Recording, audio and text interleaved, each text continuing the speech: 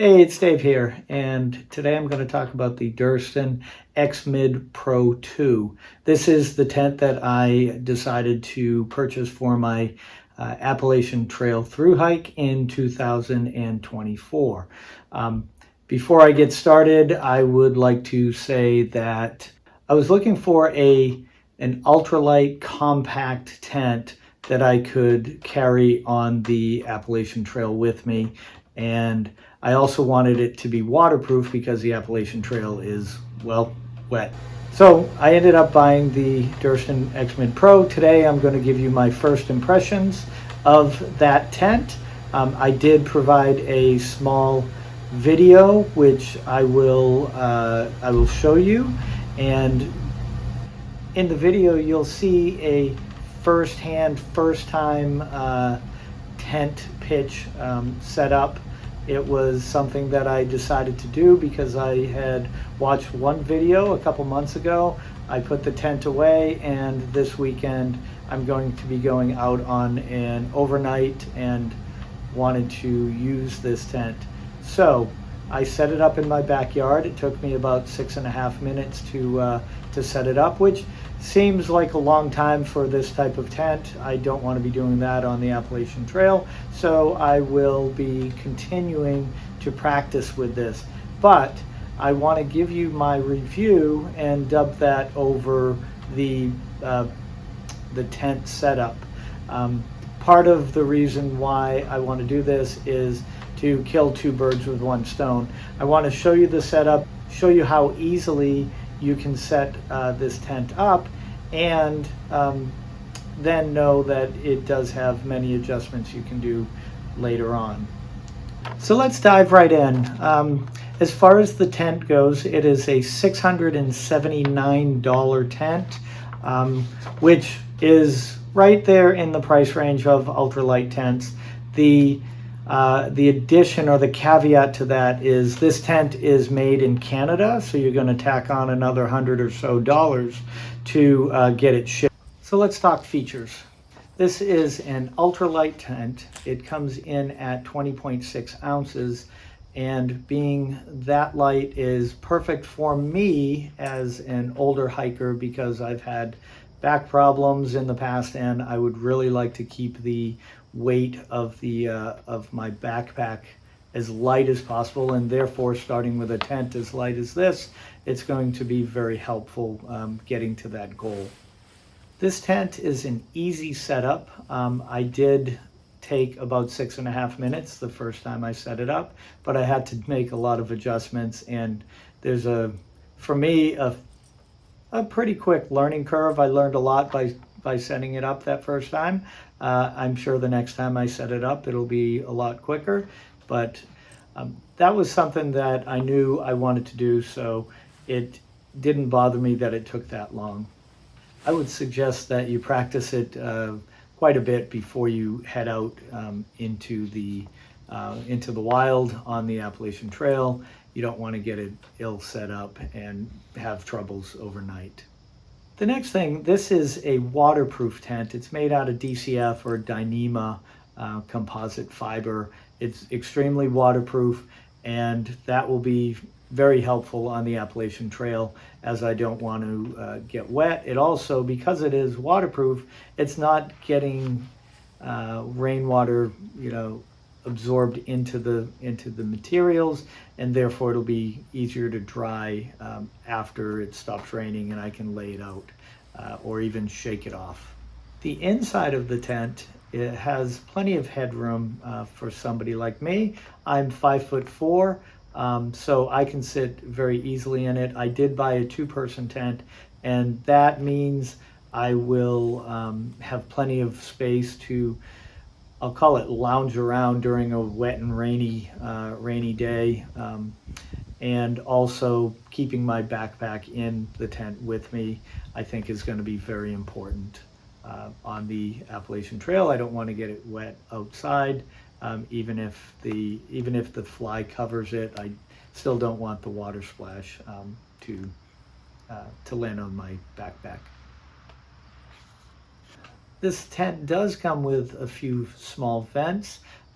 I'm going to be keeping the doors open quite frequently because Dyneema doesn't really breathe because it is a waterproof fiber or material. So I'm going to get used to that. The only difficulty I see with that is if it's very cold, I might not benefit from having the walls down. But also I look at the sleeping bag and my sleeping pad to be what mainly keeps me warm at night, other than clothing, of course. A couple things that people talk about is that the poles don't get in the way of the door. And I find that that's very convenient. I also don't feel like that's a deal breaker in ultralight tents. I just am going to benefit from it because I do already have this tent, and that's what I'm going to go with. It's also easily adjustable. At the corners, the guy wires are adjusted quite easily. I was able to do that, as you might see in the video, a couple times as I set this up. There is an inside pocket where you can store your valuables, electronics, etc. But I was watching a video put out by Aaron Goss, and he just finished his thru hike. He's an older guy like myself, and he puts his tent bag in that pouch, and I thought that was genius, so I wanted to give him a shout out for that nifty little tip. As far as the pros and cons of this tent, I've already kind of discussed it. The pros would be that it's ultralight, it's compact, able to fit in, a smaller backpack if I choose to go with a 40-liter instead of a 55-liter. I'm still trying to get my gear together, so I'm going to decide that at a later date. It is waterproof, and it has a quick setup. So that's something that I was looking for my tent. I think that from the Appalachian Trail standpoint, I think that those are some good qualities that this tent has. Some of the cons of this tent, or a couple of them, is it is a trekking pole tent, so it's going to be some getting used to. And also, if you don't use trekking poles normally, then this would be something that you would have to get some poles from Durston that are actually made for this tent, and that's going to add a little bit of cost, and it's also going to add some weight to your pack.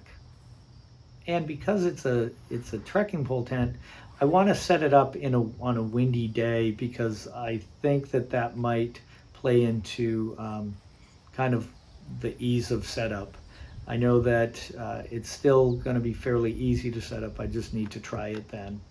Another con, or possible con, is it is a very thin material, which may get snagged on sharper items and cause a tear. But I also see that with any tent. They're all very delicate when it comes to sharp objects, so you need to take good care of this tent.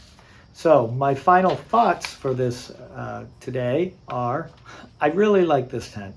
I really like it for all those reasons. It seems to be able to fit all of my criteria. I'm fine with the price because I'm paying for an ultra lightweight tent, and I know I'm going to have to pay a lot of money. But I'm also looking at it as I will be spending upwards to 150 days in this tent next year.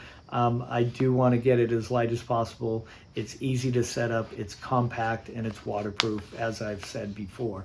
So who would I recommend this to? I would recommend it to basically people like myself, first and foremost, a thru hiker who might be a little older, who wants to be as lightweight as possible while being able to to hike the trail with a waterproof and easy to set up tent. I also would recommend it to anybody who would want to be an ultralight backpacker. Who I wouldn't recommend this tent to is a weekend warrior or a weekend backpacker, somebody who's not going to use it all that often, not going to really get their money's worth, and somebody who doesn't necessarily have to have the most lightweight equipment possible. So with all that said, if you like this video, please hit the like button, share it to all of your friends who are still looking for a tent for their thru hike or for backpacking expeditions, and subscribe to my channel, because I'm going to be sharing a lot of good tips and gaining knowledge for my thru hike, and I'm going to be sharing all of that as I learn it and as I go forward. And so I have about 193 days before I step on trail, and that's about it. Thanks for watching.